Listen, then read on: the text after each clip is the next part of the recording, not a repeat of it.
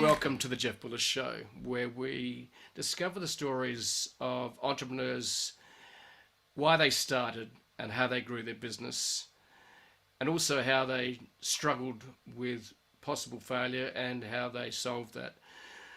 So let me tell you a bit about Stephen Ajay. Stephen is a British-Ghanaian author, poet, healthcare consultant, entrepreneur. He is a founding partner of Blue Cloud Health, a UK-based African-focused healthcare firm that exists to provide solutions to health businesses in Sub-Saharan Africa. Blue Cloud is part of the Emerald Management Group, a multi-sectoral consultancy firm with offices in London, Dubai and Delhi. Stephen is an award-winning consulting pharmacist and has worked with Britain's NHS. He currently resides in Plymouth, which is where I think the first fleet took off from, frankly, I think. So, a beautiful seaside city in Devon, southwest England, with his wife Della and 2 teenage children. He loves running, and that's a passion of mine as well, and has competed in several 10K and half marathons. Stephen holds an MBA with a project distinction from Warwick Business School, one of the top business schools in the world. He's also an executive contributor to Brainz Magazine. Pay the Price, with its associate pioneering Spotify playlist and poetry, is his first book. His first book was Pay the Price, Creating Ethical Entrepreneurial Success Through Passion, Pain and Purpose. Stephen, welcome to the show. Thank you, Jeff. It's really an honor to be here with you today. So, Stephen, you have been on a journey of entrepreneurship, I think, ever since you could spell entrepreneurship, I think. And that's correct, yeah. You did your pharmacy degree in Ghana. Yes, that's and correct. Because you were British born, you said, I want to go back to England. That's correct. So, why did you want to go back to the UK? That's a question I still haven't answered. So when I was in Ghana, it was a comfortable life. Ghana was a lovely country to be in at the time, but I felt that I was born in the UK. I was British, and I felt that I wanted more. I wanted more out of life. So my idea was to just come to Britain for a year or two, practice, make a ton of money, and then come back to Ghana. But I got to Britain. I was intrigued by the country, loved it, loved London.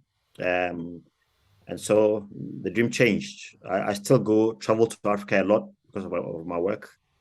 But 20 years later, and I'm still here in the UK. Right. So you're born in the UK. Yeah. Can you tell me a little bit about how that happened? So my dad was and still is a lawyer. He qualified here in the UK, and my mum was one of the first cashiers to work in Selfridges, one of the first black cashiers to work in Selfridges.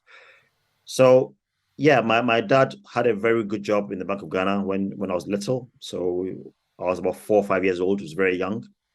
And my dad just said, okay, Stephen, it's time for us to go back. And I had no idea what was happening. So at 5 years old, I just found myself back in Ghana. But I think it was the best decision that my dad made because I have a deep love for Africa. And that was born, that I wouldn't have had that if my dad hadn't decided to go back. And my love blossomed and flourished just because I went back to Ghana. And I don't think I'd have had the same opportunities that I have now, and the same business that I have now, and the same challenges that I had now if I didn't go back to Africa. Mm-hmm. So I continually thank my mom and dad for going back. They're still there now. My dad is 84, 85 years old, still as sharp as beans. And yeah, I loved it. So you have a love for both your home country in terms of not where you're born, but where your heritage came from. And also you have a love for the UK. Yes. And I love London as well. It's one of my favourite cities in the world. It's got an energy. Absolutely. I love going to Westminster Abbey. And what I love about Westminster Abbey is that I can almost feel the age and heritage of all of the UK seeping out of the stones of the Abbey. Absolutely, yeah. Because there are so many. Darwin's buried there. Stephen mm, Hawking's buried there. Poets are mm, buried there. mm. And the list goes on. Kings and queens are buried there. And whenever I go there, I am almost in tears because it just speaks to me, and I don't know why. Yeah.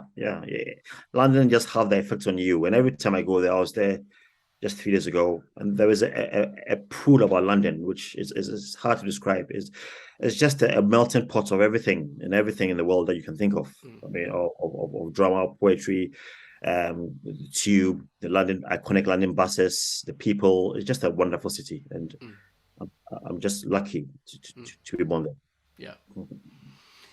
So you feel like you've maybe got a foot in two camps: Africa Yes, yes, and the UK. yes, yes.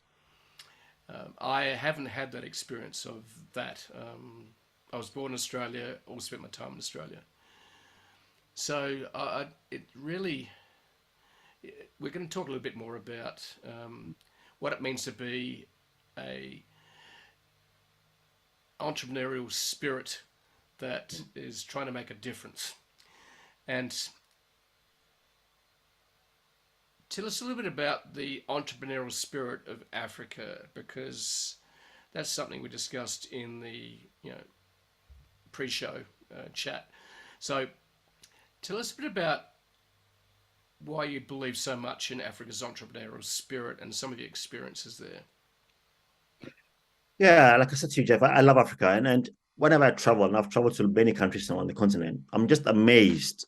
I mean, we if you look at the news here, you read the news in the West, or you read the papers, people think of Africa as a place where people go to die. It's very poor. People are depressed. There's lots of, but when you actually on the continents, I mean, when you're in Nairobi, in Kenya, Nairobi, Kenya, or when you're in Accra, Ghana, or you're in Lagos or Dakar, there's just a resilience and a love for life that you don't find anywhere else in the continent. My dad was an entrepreneur, and there's so many people starting businesses all over the place. And it's for me, it's just the resilience and the innovation, and the way people are able to solve problems. That's always amazed me. And one of the reasons why I wrote the book is that when I went to business school, here in the UK, and I've studied business all over the world. We seem to want to learn from the big companies, from Apple, from Google, from Nokia. Rightly so. I mean, they are very big success stories. But I feel that there's a resilience in the African spirit, which is not captured in the literature. And I think I've paid the price in the first book to do so, where I believe you can learn a lot of things here in the West from how African entrepreneurs are able to navigate the challenges. And these are massive challenges, from not having a house to live in, or not having any capital to start with, or not having any food to eat. But still, people are able to navigate through completely ingenious and crazy ways, even to get their business off the ground. Obviously, there are a lot of failures and a lot of sad stories, but those that make it have a resilience that nobody else has in the whole of the world, Yep. on this planet. And I'm always intrigued. And I thought these are stories that have been lost, and I felt that we need to learn for once in the lifetime of the world. We need to turn the tables Mm. and learn from Africa. And I believe that the stories that we learn from Africa can inform us here in the West, Mm. on how to navigate the entrepreneurial journey. Because I think, Jeff, I said to you this before we started this conversation, that a 90% failure in entrepreneurship is not acceptable. It is not good that 90% of businesses are still failing. Mm. And I have seen how problems in the world, in Africa, have been solved by entrepreneurs. And a lot of the problems that we face in the world here come as so. I believe entrepreneurship is the solution to a lot of the problems that we face, I and we can totally do agree well. with you. I think entrepreneurs Yeah, are incredibly innovative and creative. yeah, And I do agree with you too that it's good to hear the stories of the Amazons and the Nokias. The trouble is, as humans, it's very hard to relate to that. yeah, But I think, I think we can relate more to the ordinary person that wants to make a difference, that strikes out and wants to start a business to pay for his family, to make his family life better, to make his life better or their life better. yeah, Um, and I heard some of the stories coming out of Africa regarding the innovation regarding just using mobile phones to actually, and I'm not talking smartphones even, I'm just talking about simple SMS Yes. phones, basic, I think 3G phones Yeah. that are used to make payments.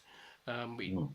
And also some other innovations. So and the other one we talked about too, which I found really great, I had heard about, was the Mm. ability to use low-cost drones to deliver Mm. medicine. Mm. So tell us about some of the most fascinating entrepreneurial stories you've heard when you've been in Africa. What are some of the most interesting examples of innovation from African entrepreneurs that inspire you? Yeah. So I mean, obviously about the drones. So that I've always heard about a company called Zipline, which was based in Africa. And I was speaking to the commercial director just last week at a conference in London. And I found it fascinating that somebody could even think of using a drone, to fly vaccines. This would be unheard of in the UK or the US or in Australia, because it's such a crazy idea that it's only in Africa that these things can come to life, because people are desperate. I mean, if somebody there was a girl who was dying in I think it was Rwanda, who needed blood urgently, and the person would have died within half an hour.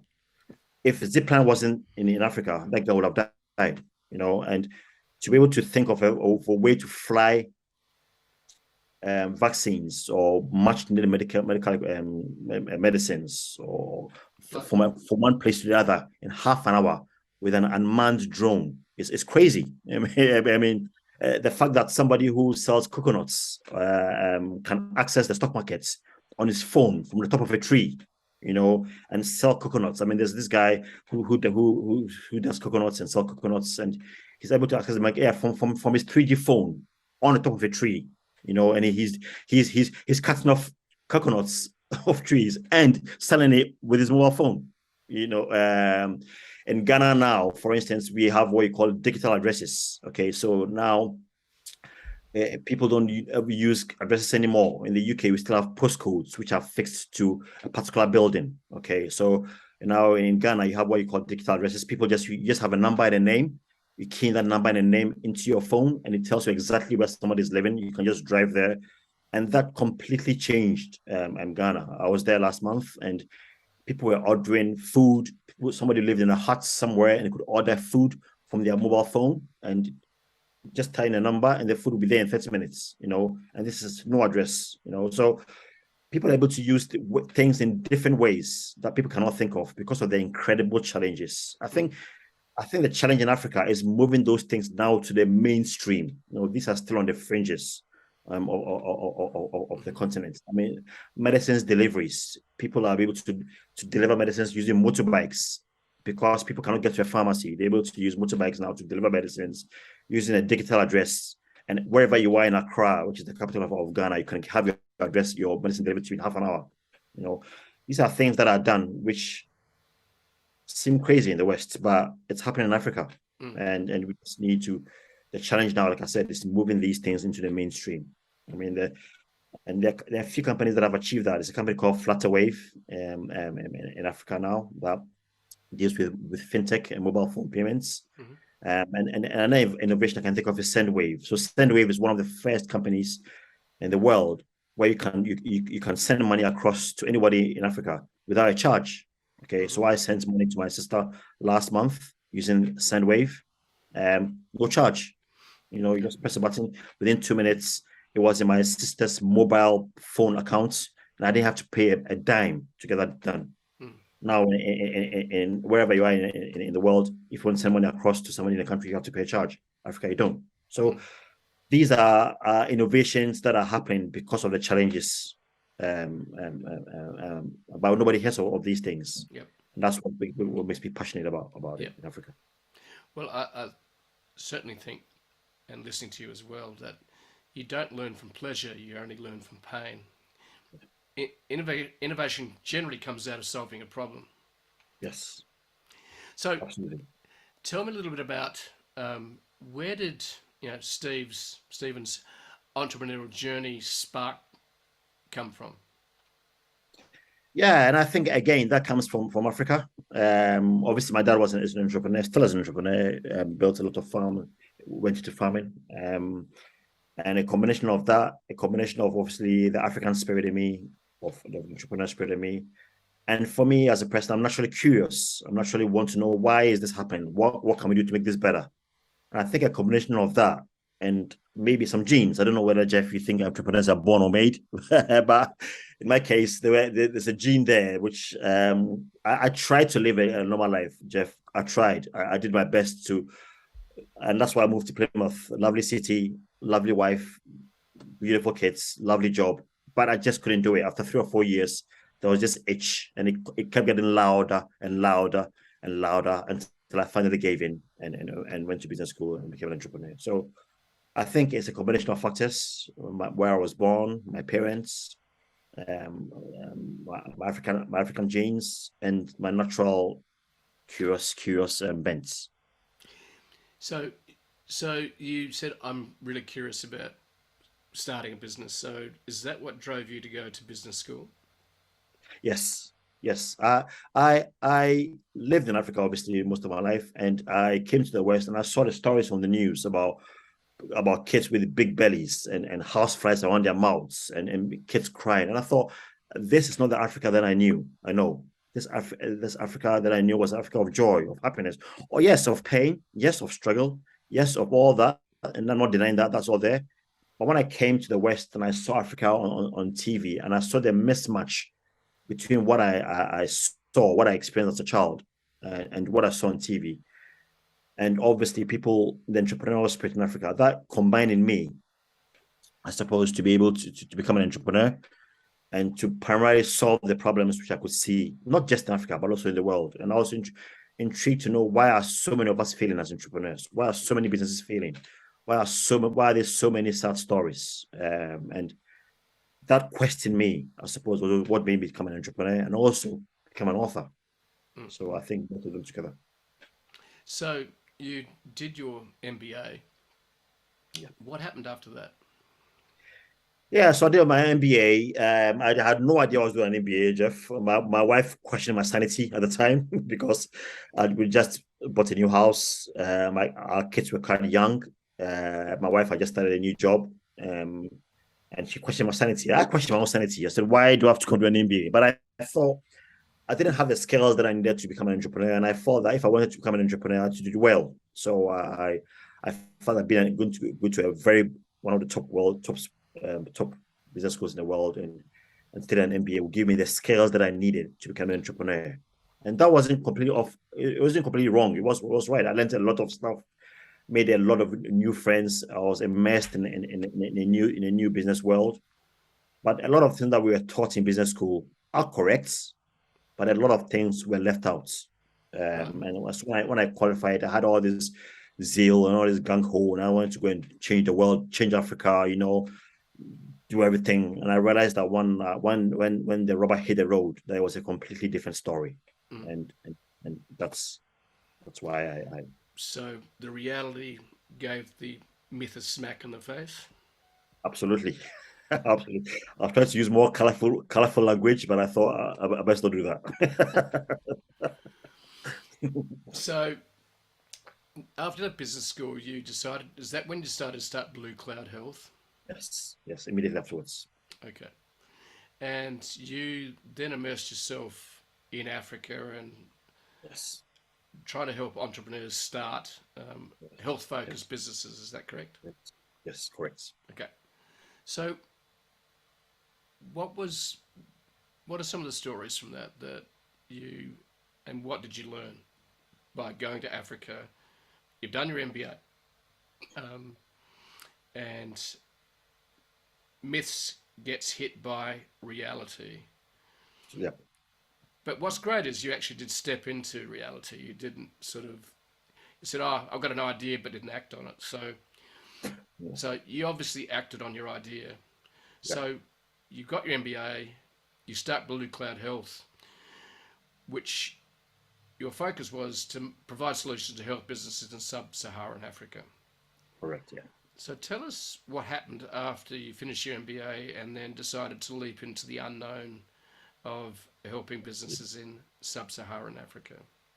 Yeah, so I was very I knew Africa was risky, still is. So I spent a lot of time. So I did my maybe it was a long distance. So I spent my last year researching about what I wanted to do.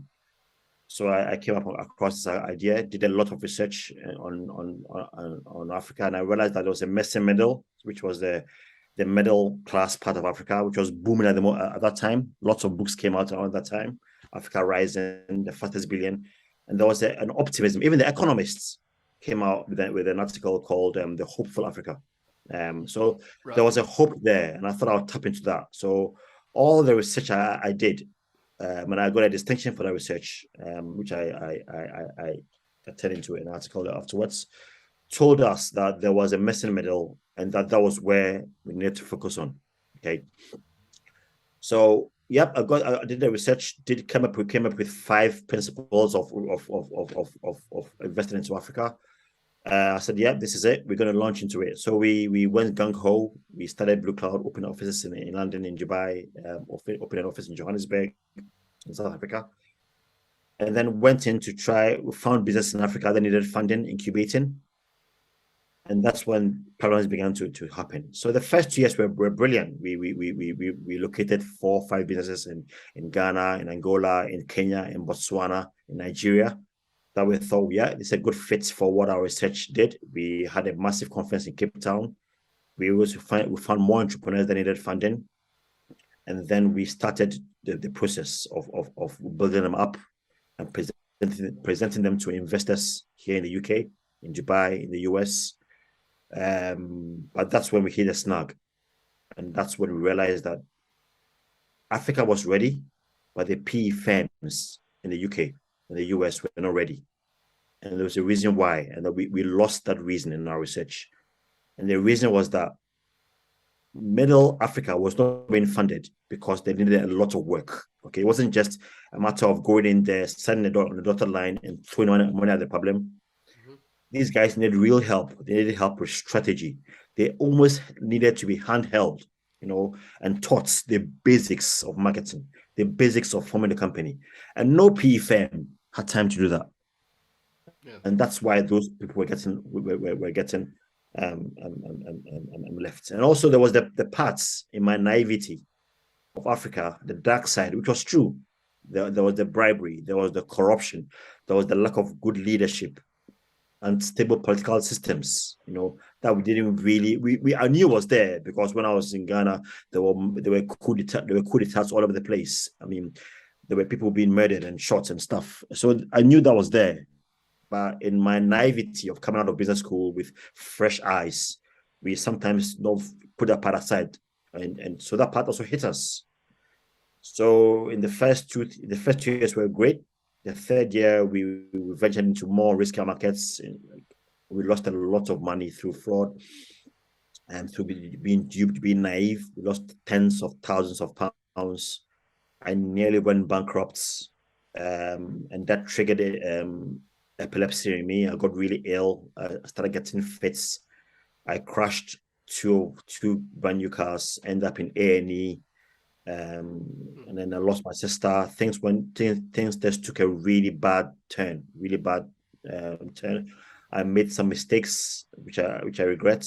I took some bad moral decisions, which nearly ruined my marriage.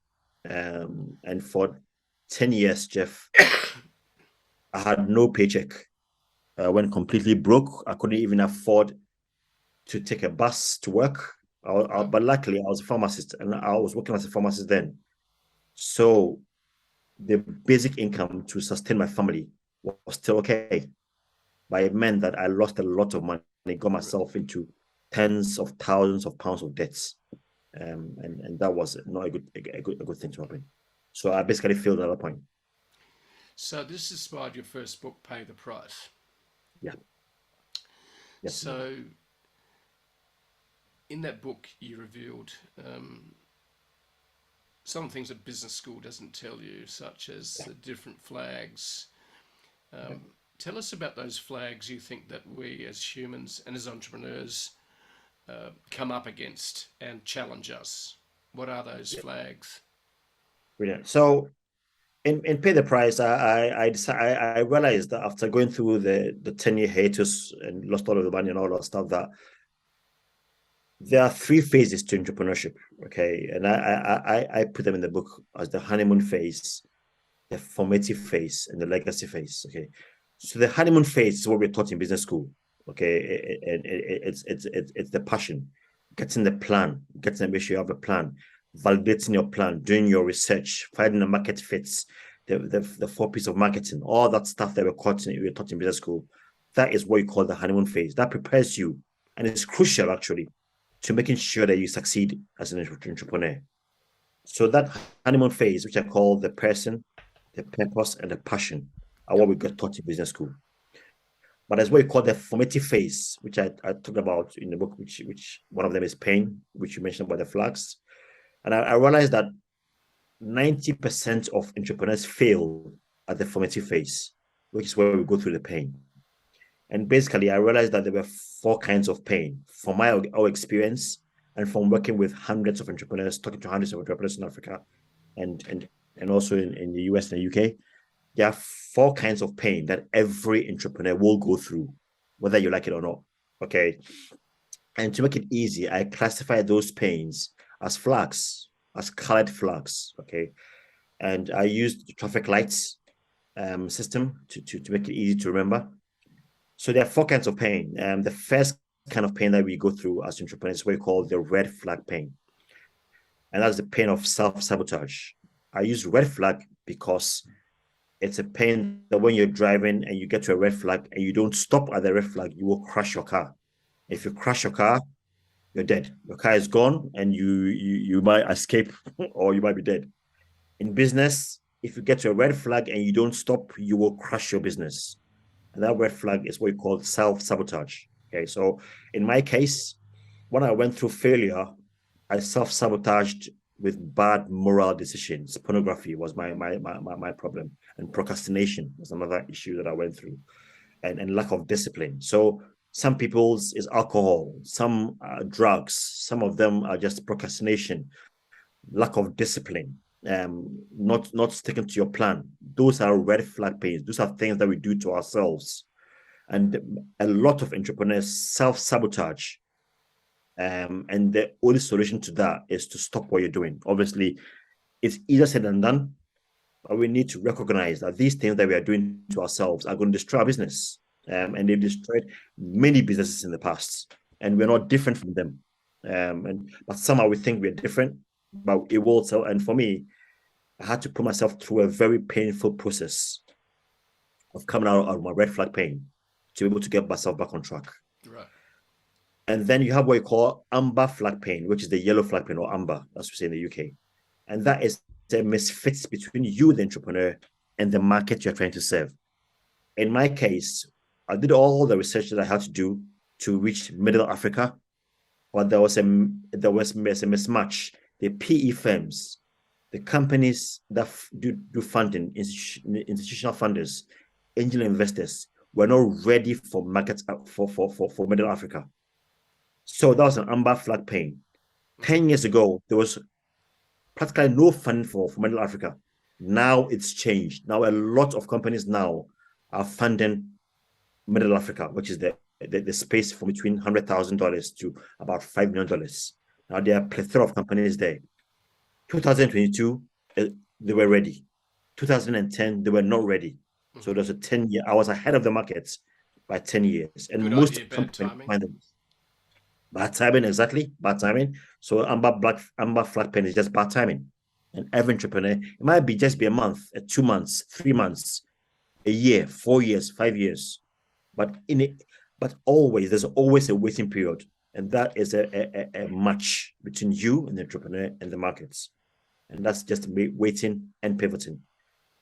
And then you have what we call green flag pain. Green flag pain is the pain that people tell us of ourselves, our self-worth.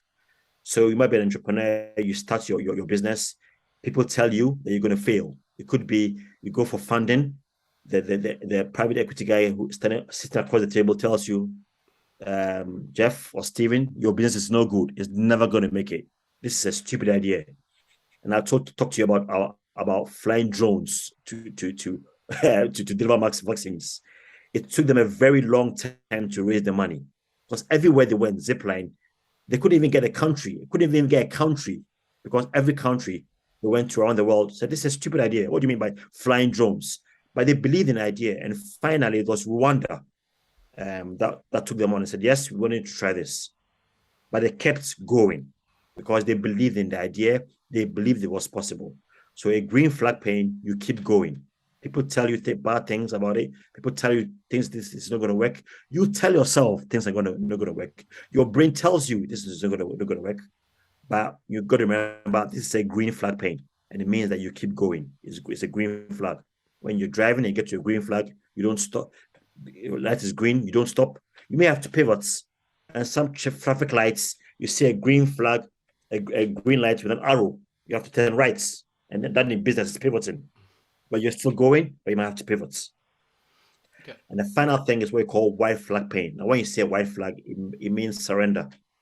I got this from when I went in Africa, actually. I went to this restaurant in Botswana, lovely restaurant. And what they do is they serve you meats, okay?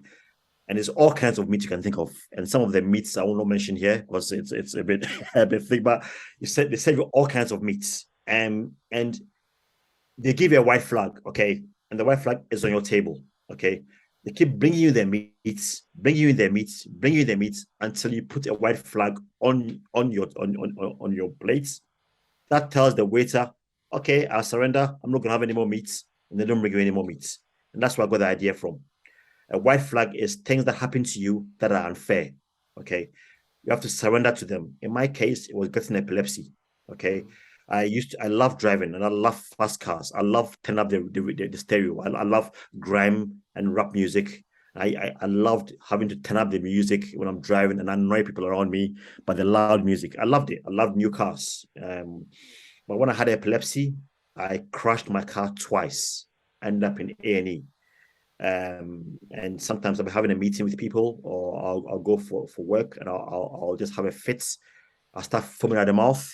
I'll be having a bath. I mean, my wife has had to rescue me so many times from having a fit when I was in the bath. Right. I had to accept that. That's a white flag pain. I could either become a victim and cry like a baby and say, oh, yeah, I've got epilepsy. I can't do this anymore, blah, blah, blah, blah, blah. But that's life. It's unfair. What do? You surrender to it. I had to surrender, Jeff, that I have epilepsy. I can't drive to the airport anymore. I have to take the bus. I wasn't rich enough to afford a chauffeur, so I have to take the bus. I had to walk to work. I had to cycle. So I had to pivot. And that added a few years, a few more inconveniences to my dream. But it's a white flag. I accept it. I walk with it, and I move on. Right. So these are the 4 pains, and most entrepreneurs fail at one of these 4 pains, and that finishes a lot of dreams. Mm. That's quite an insight from your book, Pay the Price. So where are we up to today with Blue Cloud Health, and where's your focus in 2022? So I want to continue. So funny enough, another white flag pain that happened to me. So Blue Cloud was dead for 9 years. I had no paycheck. It was dead. But the stuff that I had, the honeymoon phase, which I talked about, my person, my purpose, and my passion were still strong. There was this voice inside me that still told me that what you're doing is the right thing. It will work. It is good. It will work.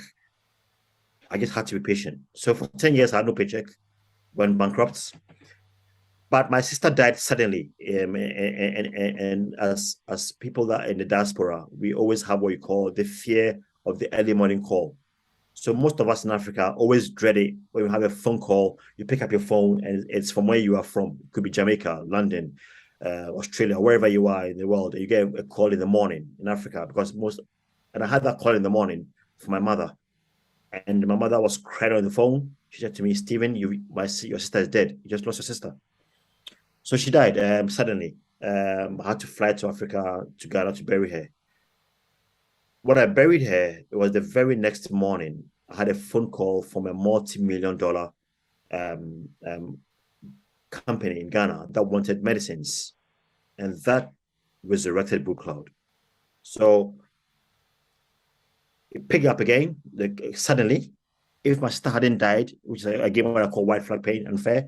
If my star hadn't died, if I hadn't gone to Ghana and buried my sister, I wouldn't have had that phone call. I wouldn't have had met this multi-million dollar company.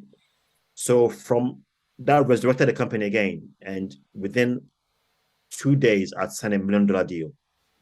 And that gave me the impetus to continue what I was doing. So the focus for 2022, to come to your question, we're going to do more of what we're doing. So the focus is to reach more countries in Africa with Blue Cloud, and to make sure that more entrepreneurs in Africa are benefits from the new funding that's coming into the continents.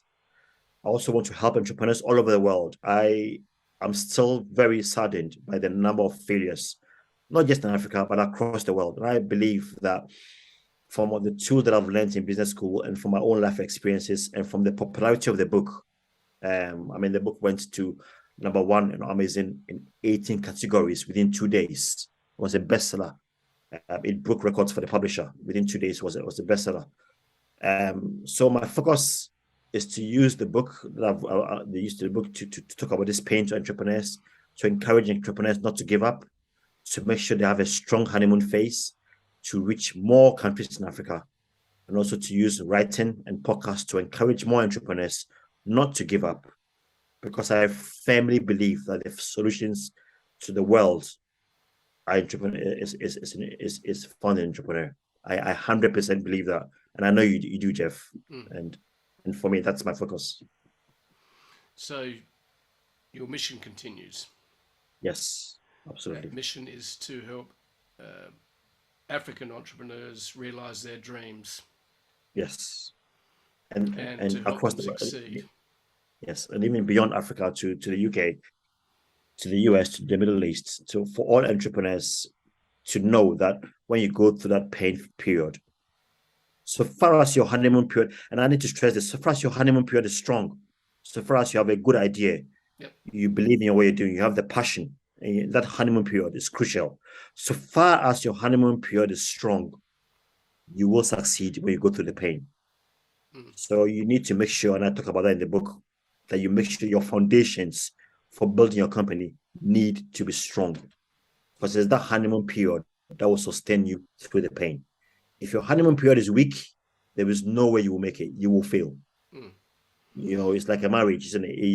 You talk about the honeymoon, because when things go difficult in a marriage, you can go back and remember why you fell in love with your wife, why all that stuff that you went through when you were on Barbados by the beach.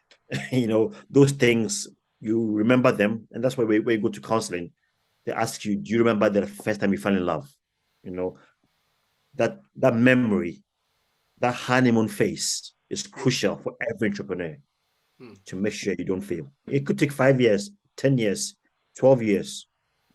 But if your honeymoon period is strong, you will succeed in the end. So keep embracing the mission. Yes. 100%. Are there any final tips you'd like to leave to people that are on the entrepreneurial journey that you've mentioned quite a few, but is there a couple of tips that you would like to restate or tell us about that you think are really, really important for any entrepreneur?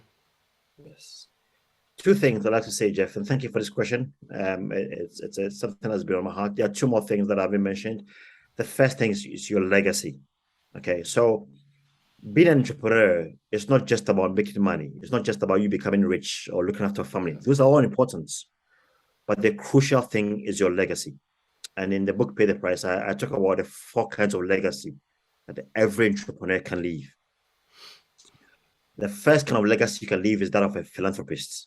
Okay, so a philanthropy means that you are a good, a bit like Jimmy Carter or Bill Gates. You leave a lot of things behind for people.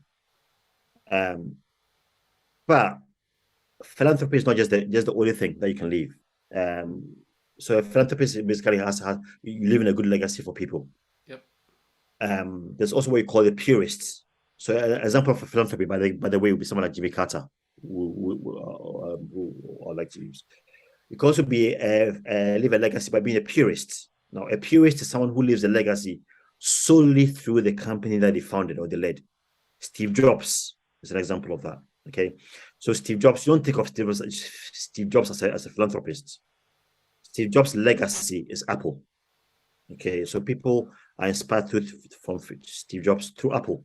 That's another kind of legacy that you leave. Okay, there's also the legacy of a profligate, which is a legacy that is a wasted legacy. Okay, Jeffrey Epstein is one of them. Okay, he wasted his legacy through a bad company and a bad personal legacy. That's what we call the legacy of a profligate. And the final legacy, which I believe that every entrepreneur should aspire for, is what we call the legacy of a pathfinder. Now, a pathfinder's legacy, he leaves a legacy through his personal life of being a philanthropist, being an example, and also a legacy through his business. And I use Strive Masiwa. Strive Masiwa is an African. He's the first billionaire, black billionaire in the UK. He's a Zimbabwean, and he's leaving a legacy through his company, which is called Equinet, which has built the biggest, Equinet built the biggest telecoms in Africa. And also, he's leaving a legacy through his personal life, through philanthropy. He's sponsored by 100,000 Africans who are orphans to get a good education. He's working with Virgin to get a better carbon-free world. He's doing work with Bill Gates. He does work with farmers. So the legacy we should all aspire for is the legacy of a pathfinder, which is a good business and being a good person. So when you're an entrepreneur, you started on your journey, you need to always remember the legacy that you're leaving, not just the money that you're making, but the legacy. And that's one of the things that I like to leave. And the second tip is that we need to get inspiration from everything around us. So in the book, I talk about legacy, getting inspiration from poetry, from music, from things that we don't normally notice. And so entrepreneurs, we need to cast our nets wide. I mean, I have a Spotify list, for instance. I have music that I listen to when I'm down. So we need to look beyond just traditional business books and listening to business people and spread our net wide into poetry, into music, into nature, into all these things. All these things play a huge part in success. So those are the two things I'd like to leave: looking at outside business and leaving a good legacy. Great. Thank you for sharing your insights, Stephen. It's been absolutely wonderful. And I think that being an entrepreneur is a long journey. It's a creative journey. Yeah. It's being resilient, as you've mentioned before. Yeah. And I think sometimes it's wrapping up the pain and using that to keep us going. Absolutely. Because there's always tomorrow, and that's hard to see when in the middle of pain. And we all have friends, we all go through it, in that the pain seems to feels like it drags us to the edge of the abyss. Yes. And we need to surround ourselves with people that inspire us, with stories that inspire us. And thank you very much for sharing those stories. And thank you, Jeff. You've been an inspiration to me. I've learned a lot through your podcasts. I never knew how podcasts could help an entrepreneur. For instance, I listened to your podcast about branding, and you've been a personal inspiration to me. And I feel myself very privileged to be able to spend time with you. I've learned a lot from you, and thank you so much for what you're doing. And I hope that you keep going. Thank you for being on the show, and thank you very much for your kind words.